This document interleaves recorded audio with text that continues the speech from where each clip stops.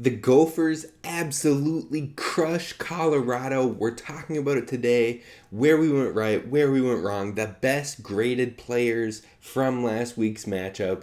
That's coming up on Locked On Golden Gophers. Hey, you are Locked On Golden Gophers. No matter what we're going to do here, we're just going to keep rowing. Your daily podcast on the Minnesota Golden Gophers. However it turns out, we're just going to keep rowing. Part of the Locked On Podcast Network. Your team every day. We're just going to keep rowing, and keep rowing.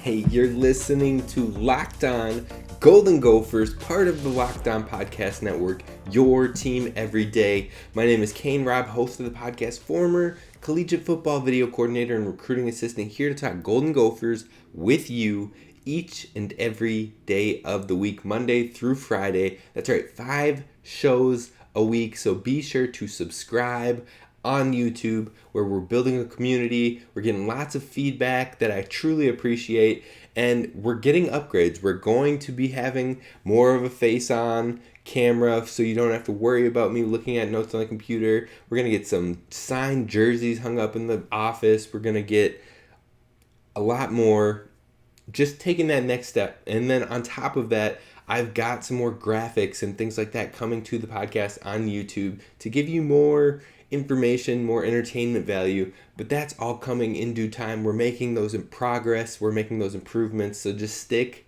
with me and be sure to subscribe on YouTube. Otherwise, find us wherever you get your podcasts. This is a show where we always continue to row, and today we are rowing and talking about last weekend's matchup versus the Colorado Buffs. So let's jump in. The Gophers overall started the game out hot on both offense and defense. The very first drive of the game, the Gophers had 7 plays for 75 yards and a touchdown. Then the very first play on defense, Terrell Smith, tea time, flies off the edge on the corner blitz, sacks the quarterback, forces a fumble, and Jalen Logan recovers it. The Gophers get the ball back immediately and score another touchdown. 2 touchdowns within the first few minutes of the game, and that just set the tone. That set the pace for what turned out to be a huge routing of the Colorado Buffs, where the Gophers won 49-7.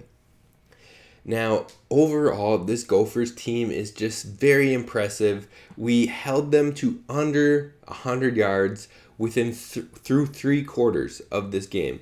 And the defense came to play. The defense, it's what we have been talking about. They are one of the best defenses in the entire nation. I don't care about people talking about, oh, well, they haven't really played anybody. Well, we're about to play somebody this weekend, so we can prove it there as well. But regardless of who you're playing, the good teams win handily versus teams that aren't in the same class as them. And that's what the Gophers have done this season that we're not used to Gophers doing. We're not used to the Gophers running up the score, winning by more than 10, maybe 17 points against teams that aren't the same caliber. But this time we put it on display each and every game of this non-conference schedule. We won 38-0. We won 49-7, like we just said, and then we won 62-10. So I'm sick of the excuses. I'm sick of the whining. Our score differential was 149-17 over the course of these 3 games. The Gophers did what it took against a bad schedule, and they should be in those rankings, but they're still not there. We still don't have the respect. Hopefully going into Michigan State will change that, but let's jump back into the recap for today. First, we are going to talk about Tanner Morgan, the quarterback for the Gophers, 11 for 16 overall, which was a 69% completion percentage.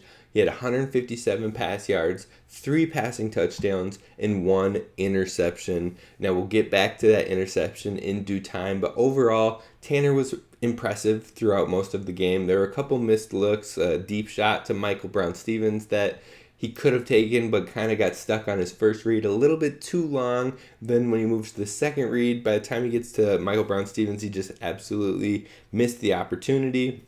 But overall, Tanner looked efficient. He looked strong. Again, after 3 games, he's still in the top 3 for PFF graded quarterbacks in the nation. So, Gopher fans, it's time to keep supporting QB1. It's time to get on board with the full support because Tanner Morgan has been impressive, to say the least, over these 3 games, back with Kirk Shiraka, and hopefully that will continue to trend in the right direction. Now, moving over to the running side of the ball, we have Mo Ibrahim, who was an absolute stud, who ran 23 attempts for 202 yards and 3 touchdowns. He also tied the program record with Darrell Thompson for the most rushing touchdowns in program history with 40. Now, he's probably going to break that in this next game, hopefully, fingers crossed.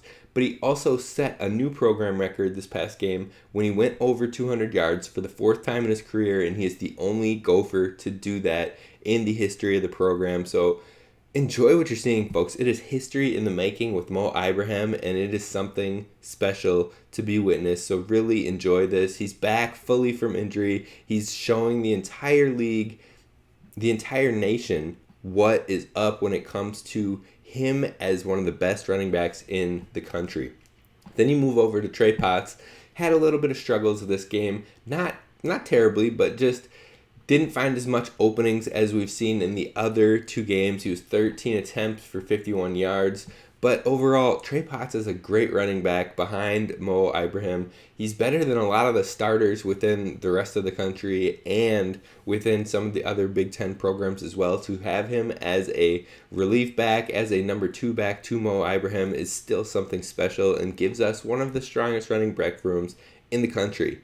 Then you move over to our 3rd string guy, Bryce Williams, who was very efficient. He has great vision, folks. He has great vision. He's great at cutting and finding the open hole and getting through it. Now, he doesn't have the same contact balance. He doesn't have the same yards after contact that we see for Mo. That just makes Mo that's something special.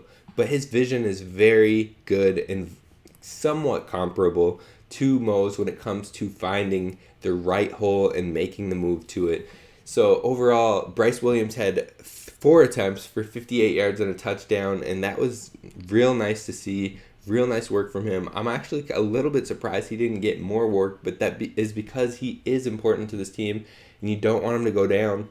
You don't want to see anybody go down. But then you wrap up the entire room. The room as a whole put up 334 rushing yards, the best for the Gophers so far this season. So we're still getting it done on the ground. We're still doing great things on the ground, but we also saw success through the air in this game. Then you move over to the wide receiver room. Now, Chris Autman-Bell suffered an injury in this game, and we will get into those details soon. But overall, he did have a good game prior to that with 3 receptions for 58 yards and a touchdown. Our number 1 receiver, and we're going to have to figure out how to replace that production after the injury. Now, the nice thing is we did see Dalen Wright get some connection with Tanner Morgan in this game. 2 receptions for 31 yards and a touchdown. Brevin Spanford, 3 receptions for 34 yards. And then you had Clay Geary, who had a very impressive touchdown. He only had 1 reception for 8 yards and a touchdown, but that touchdown was super impressive. Nearly in the corner of the end zone, toe tapping, toe drag swag, got into the end zone for the score, and it was impressive. It was something that you don't see from a guy like Clay Geary, but you're seeing all the work he has put in to be whatever this Gophers team needs him to be.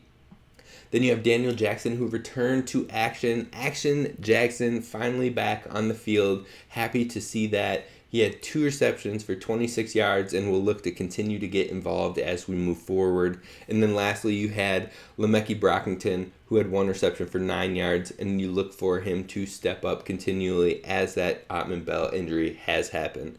Now you flip to the defensive side of ball. Defensive side of ball gave up 227 total yards. Now, what we were hoping for when we talked about it on the podcast was under 200.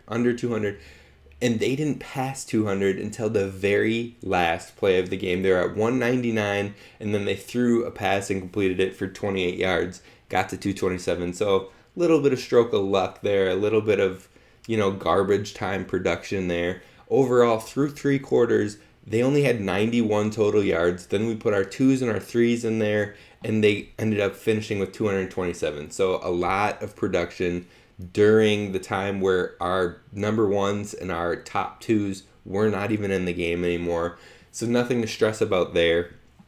Overall, on third down, we made a huge statement, as we have in the other two games. We've been one of the best teams in the nation when it comes to completing third downs on offense and when it comes to stuffing third downs on defense. And that continued in this game where the Buffs went 1 for 12 on third down and the Gophers went 13 of 15 on third downs. So we continue to win that situational football, and doing that and continuing to do that will keep this team as an elite defense and a heavily productive offense. If you keep doing that, it is going to be very tough to stop this Gophers defense. Now, on the flip side, on fourth down, we struggled a little bit. They were 4 of 5, most of that, again, coming in the fourth quarter against the 2s and 3s, and then the Minnesota team was 0 for 1. Red zone, they were 1 for 1, we were 5 for 5, but here's where it comes in. Passing completion, defense held them at 42% completion, which is terrible, and actually most of the game, they were in the 20s and 30s for a majority of the game. Again, a lot of the production in the fourth quarter. 4 yards per carry.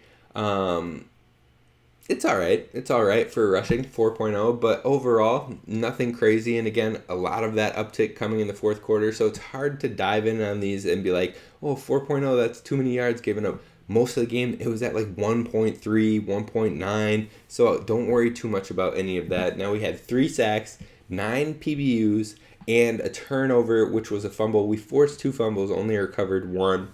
But this defense was flying around. They were elite. They were something special, and it was great. It was a great routing of a Power 5 school, and now we move on to one of our most difficult games of the season, playing against Michigan State in East Lansing. So we're going to talk about what went right in this game, what went wrong, and how we will look to kind of improve as we head into next week. But first, let's talk about our friends over at BetOnline, where the game starts. They're giving you the latest trends in action when it comes to sports wagering information, all the updated lines.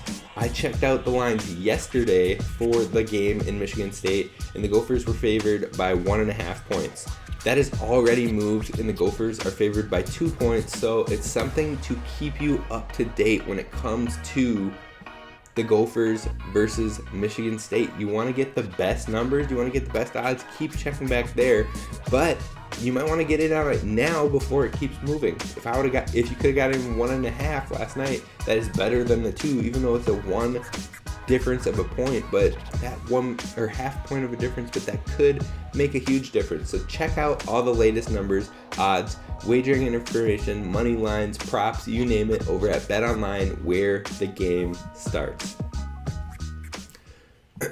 All right, so we're going to jump into where we went right, where we went wrong versus the Colorado Buffs this week. But thank you so much for making Locked On Golden Gophers your first listen when it comes to Gophers Daily Sports. We got 5 shows for you a week, folks, so be sure to follow wherever you get your podcasts at Locked On Golden Gophers and subscribe on YouTube. I appreciate the feedback you've been giving. I appreciate the conversations you've been having. I appreciate if you want to talk about certain topics, drop them down below, but I appreciate it all, and we're going to keep this show going for you. Now, where we went wrong this week, we're going to start with the negatives first, the first being injury. We talked about last week on the podcast that some of the keys to victory in moving forward with success in this game was coming out 100% healthy, and that did not happen. In fact, we took a major injury that could be very, very impactful for the Gophers moving forward. Now, Autman-Bell had a leg injury. It looked not great. It looked pretty tough overall, and we likely have lost him for a good chunk, if not for the rest of the season. Overall, I've heard that it might be multiple ligaments in his leg. Now, we're still going to find out more information on that, and we'll keep you up to date. But it is a major impact for our offense. His connection with Tanner is something special, and it helps thrive in the rest of the passing game, because when they start to focus on him, then they focus less on the others like Spanford, like Dalen Wright, like Michael Brown-Stevens, then those guys are able to thrive as well. So him losing Chris Autman-Bell is a huge impact. We have a lot of depth at most positions, but it will still be many players that need to step up and fill in for the loss of this one player. So that was a tough blow. That was the biggest where we went wrong this weekend. But a second one was the interception from the pass to Span Ford. And, it's not something that's huge. It's not something that's something to stress about or worry about, but it was a slight blemish in the game. And I believe it was on both Tanner Morgan and Brevin Spanford. They both had faults on that play, and it's nothing to stress about, it's nothing to worry about, but don't put all the blame on Morgan saying, oh, if you gave him a better pass, we wouldn't have to worry about it. Because yes, it was slightly behind him, but that happens. And as a rule, as a pass catcher, you can ask anybody who's played the receiver or tight end position ever at any level, high school, college, or the pros, if you get your hands on the ball, your expectation is to grab it. And even if you ask Brevin Spanford, I bet you he would take the full blame for it, and he would be like, you know what, it hit my hands, it doesn't matter, I should have came down with the ball. Tristan sometimes texts me during the game, and I'll be like, ooh, that was a tough one. He's like, hey, it hit him in the hands, he's got to catch it. So, they would both own up to could have been better on that play, and so I'm not too worried about it overall. You shouldn't be either, and you shouldn't be putting blame on either of the players. Let's just move forward, next play mentality, which is what happened in this game. Brevin went on to have multiple more catches in this game, and Tanner went on to have a 69% completion rate and be efficient with the ball, not dwelling on that error and coming back and putting up 3 touchdowns. So overall, you love to see that bounce back, so I wouldn't worry too much about that one. And then the final, where we went wrong, wasn't even us. It wasn't even on us. It was the fact that Michigan State lost in a big loss versus Washington, and they fell completely out of the rankings. They went from 11 in the AP poll to not ranked. And this is the jump that the Gophers wanted. This is the tone we wanted to set. We wanted to walk into this game, hopefully come out with a win, and then see the bounce that Washington just saw, where they went from not ranked to 18th in the nation. That is exactly the type of jump, the type of bounce, the type of leap we were looking to make heading into East Lansing and hopefully walking out with a victory. Unfortunately, this drop in the rankings, this boost that we were hoping for, might not be as impactful if we do get the W this weekend. Now, it will still be the best competition we've played. It will still be hopefully enough to get us into the rankings if we can win this game, but it's not the same. The prestige of the win isn't as big when it's no longer a ranked team. Now, that's a little foolish, and it still should be, but the respect that the Gophers get from the media. It's nothing to stress about too much, but it is a little annoying. So I'm sure many people will be like, well, that team wasn't ranked, so they don't necessarily need to be in the top. And that's why we were hoping that we'd head into this game with them still ranked, with a chance to put the world on notice. And another thing is, it's honestly pretty disrespectful to Michigan State, who went from 11 to not ranked due to losing to a not ranked school. But Utah was number 7 and lost to a not ranked Florida, and they only fell to 12. So if I was Michigan State, I'd be a little ticked. I'd be disrespected a little bit, and it seems a little extreme and dramatic to have that big of a drop, but it happened. So regardless, it's a new week. We're looking to go 1-0 in the week and beat Michigan State in East Lansing. Now, where we went right in this game is we ate them up on the ground, absolutely destroyed them in the run game. That is what we had talked about last week was going to be a big case for us in this Buffs game, was the ground game, and we saw it happen. Mo Ibrahim took over, 23 attempts, 202 yards, and 3 touchdowns, and he never looked back. Overall, the team had 334 rushing yards, and it just shows the strength of this team continues to be in the ground game.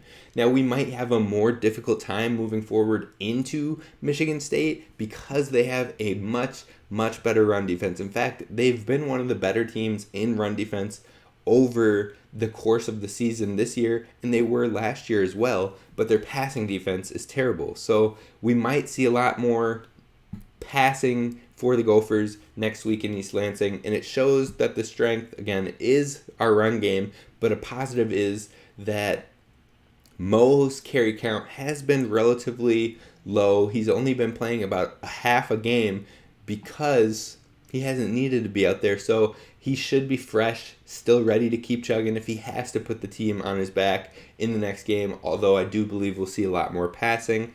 Now, the defense was looking elite, fast, competitive, consistent, and it was special. That was where we went right in this game as well. And this defense flies around the field. They forced 2 fumbles. They could have had 2 to 3 interceptions if they wouldn't have dropped them or, just slightly missed the opportunity. And then the defense's recovery speed is unreal. There was one play that stood out to me where quarterback Brendan Lewis couldn't find anything. It was basically like a coverage sack. But then he rolls out to the right, and I'm like, oh, man, he might get the first down here because it was like everybody was moving to the left of the field, so he booted out to the right.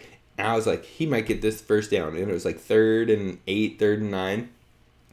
2 Gophers players flew to him as soon as they saw him make his way out to the right, and he only ended up with like a 4-yard gain. We forced 4th down and got them to punt the ball. But the recovery speed, I absolutely thought, oh, they're going to get a first down here. Shut down by not 1, but 2 Gophers making the tackle in the open field. That is the speed that it's just something special to see. We've talked about the speed, but it's put on notice every game, and it is always impressive.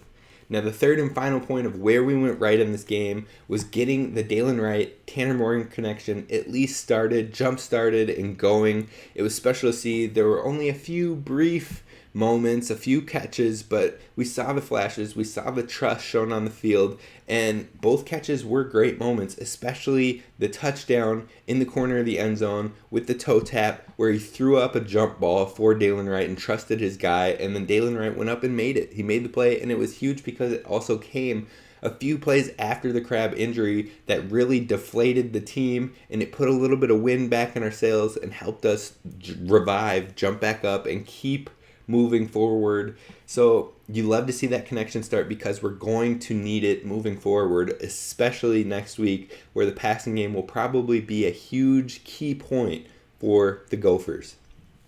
Now we're going to wrap this episode up with the top performers of the PFF grades for offense and defense, and also the bottom performers. We're going to talk about them coming up next.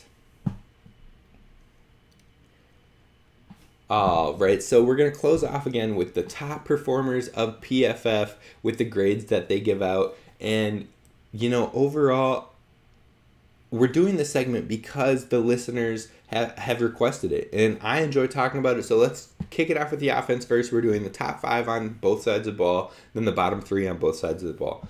Number 1 was Tanner Morgan with a 91.2 grade. Again, a great grade overall with PFF, and he is still one of the best quarterbacks in the nation for their grading system. He was 11 for 16, which was 69% completion with 157 yards, 3 touchdowns, 1 interception. Then you have Ibrahim, who came in at the second highest graded player on the team with an 89.7 on 33 snaps. He had 23 attempts for 202 yards and 3 touchdowns. The third highest player on offense was Brevin Spanford with an 83.1. He had 54 snaps overall, 3 receptions for 34 yards. But the best thing in his grading was his run blocking grade, which was an 81.4. You love to see the great run blocking from the tight end that hasn't been known to be that effective in the run blocking earlier in his career. You've seen the work put in, you've seen the grind put in. It's something he'll need to do to continue to thrive at the next level, and you're seeing it on blast, live and in color with these games, so you love it. Autman-Bell came in as the 4th highest offensive rated player, 82.9 for his grade, 34 snaps, 3 receptions, 58 yards, and a touchdown, and it's going to be tough to replace that production after the injury.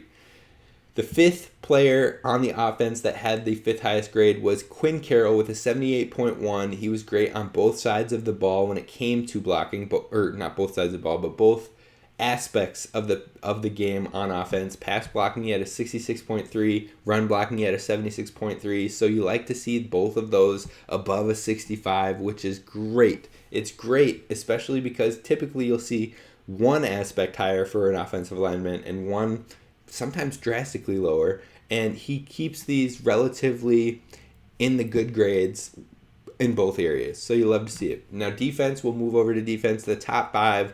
First was Mariano Suri-Marin, who was an 86.5, the third highest of all the Gophers, but he did it across the board. 84.4 in run defense, 82.4 in tackling, 74.2 in coverage. He was all around. He's a great linebacker in all aspects, and he put that on display in this Gophers game. Again, the third highest Gopher overall in the entire week, behind Tanner Morgan and Mo Ibrahim. The second player on defense was Tyler Nubin, 77.5 on 37 snaps. He had a 72.3 run defensive grade, a 78.3 tackle grade, and a 76.7 or 76.8 coverage grade. He showed up all over the field, and it might not show in the box score, but he was out there making a difference, and he was deflating. His plays were deflating to Colorado's offense, and he could have had nearly 3 pass breakups. He was only credited with 1, but he was right there as the ball would go and be within the grasp of a receiver. He would make contact with the receiver, and it was perfect timing. It would break up the play, but it didn't give him a necessary pass breakup. So overall, he was truly impressive. Not something to just look at the box score with. Number 3 on defense was T-Time, Terrell Smith. He had a 75.2, and he was great in man coverage with a 76.8, but his pass rush was at 87.9. He changed the mood, the energy, the flow of the game from the jump. He was the player that came on a corner blitz, sacked the quarterback, forced the fumble, and started this thing off right. And then you have the number 4 player on defense was Devin Eastern with a 70.4 on 20 snaps. Now, he showed up with a higher grade last week as well, but he didn't make our show list because we have that 15 snaps minimum that I'm looking for before I bring these guys up into the top 5. Now, last week he was close, but he wasn't there, but he still had one of the better grades.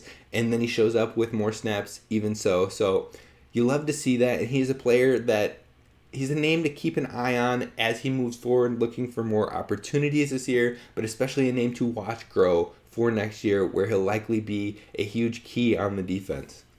Then the 5th player on defense was Jalen Logan, 69.3 grade, 21 snaps, had a great fumble recovery off of that T-Time sack, and it really helped jumpstart the entire defense. Now, I just wanted to mention Austin Booker and Ja Joyner, who were the 2nd and 3rd highest graded players on the defense, but just didn't make that 15 snap minimum, so I at least wanted to give them a shout out as well. Now, we're going to close the show with the lowest PFF grades.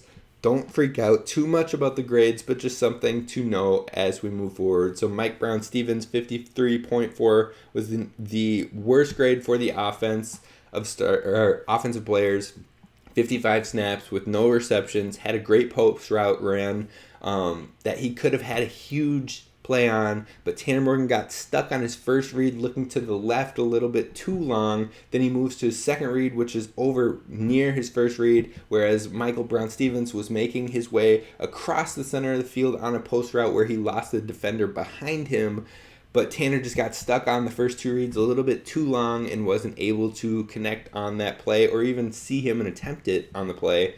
Overall, Mike Brown-Stevens just wasn't really used and in the game as much as we have been seeing him in these first 2, so that is why you see a lower grade here.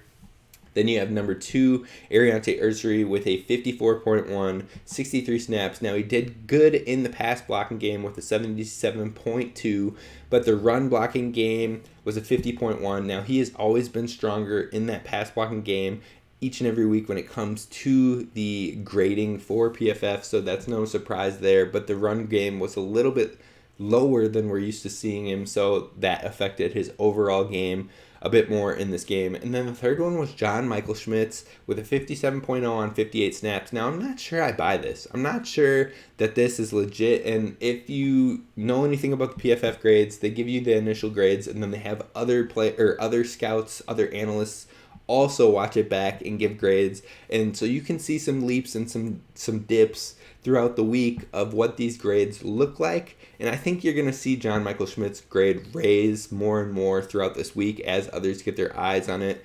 They gave him an 80.8 in the pass blocking, which is great, but they gave him a 54.7 in the run blocking, which I don't understand at all, because watching that game, John Michael Schmitz was creating massive holes for Ibrahim to run up the middle. So I definitely think that will adjust, and it was surprising to see, so don't buy it all when it comes to these PFF grades fully.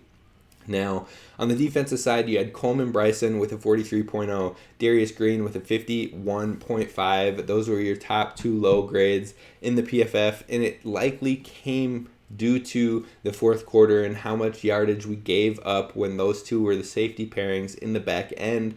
So you had 91 yards at the end of the third quarter, and they finished with 227 total yards, a lot of yardage given up in that fourth quarter, and that is likely why these two grades are so low, especially for the tackling for Coleman Bryson, where he was given a 29.2. He did miss some tackles that others came through. He made the contact to slow him down, made impact so his teammates could get there, but he couldn't finish the tackles by himself.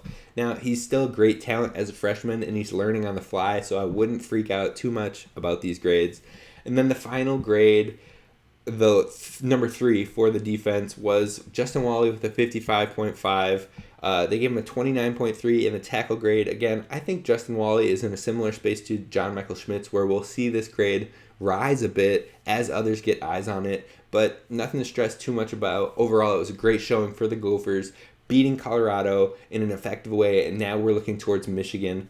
That's going to do it for us on Locked On Golden Gophers today. Tomorrow, we're going to talk about the keys to the Gophers' victory in Michigan State, what we got to do, what we have to stress out, and then we have to get the key matchups in there for you and players on each side of the ball to keep an eye on. Then the next day, we're going to talk with Locked On Spartans, do a crossover episode there, and you can learn more about the Spartans and their team, their players, their style from an analyst themselves over at Locked On Spartans. So we'll do that.